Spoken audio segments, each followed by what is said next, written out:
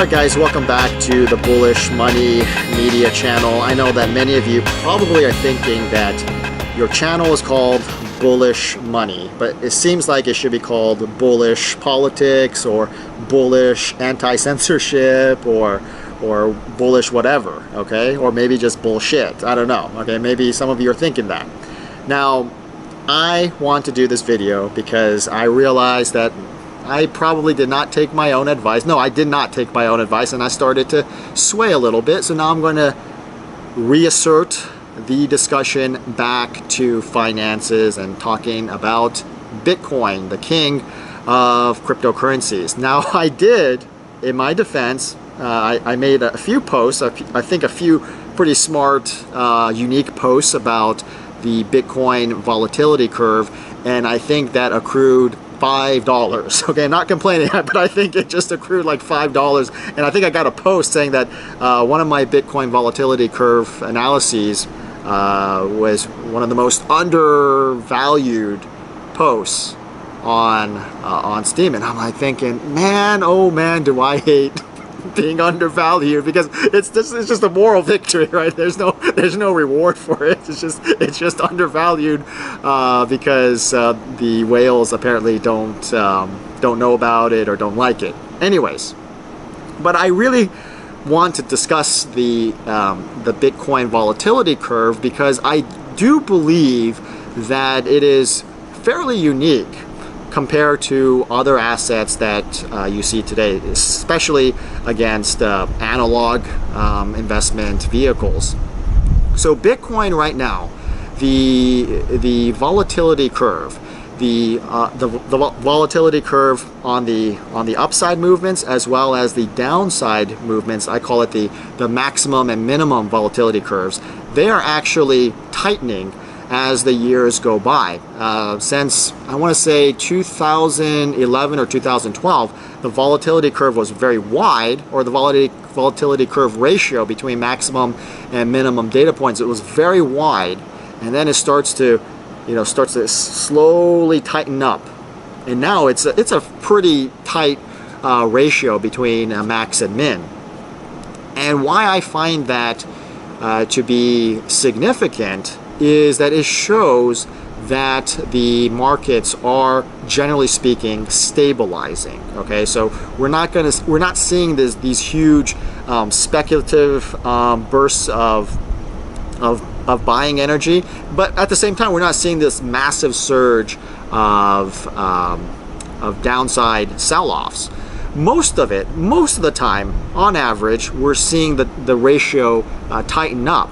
And that to me is actually very encouraging, because now we can present the case to the mainstream and to the public retail investors that, look, what you feared about Bitcoin, that it was just crazy volatile, that it could go up 300% one day and drop 99% the following day, that type of speculative trading, though it still exists to this day, has on average, on a longer term average, that ratio, that volatility curve ratio, has definitely declined. And so more often than not, you're going to see more stable trading.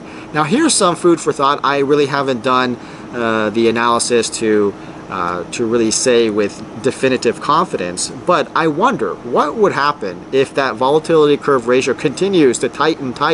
It's sort of like, if I may use a physics example, it's like the black hole. When you have this condensed mass that is so strong that it sucks in everything around it, including light. Light cannot escape from the black hole. So theoretically, when you look at the theoretical representation of the black hole, you have a bunch of space, and then it starts to funnel in towards the singularity.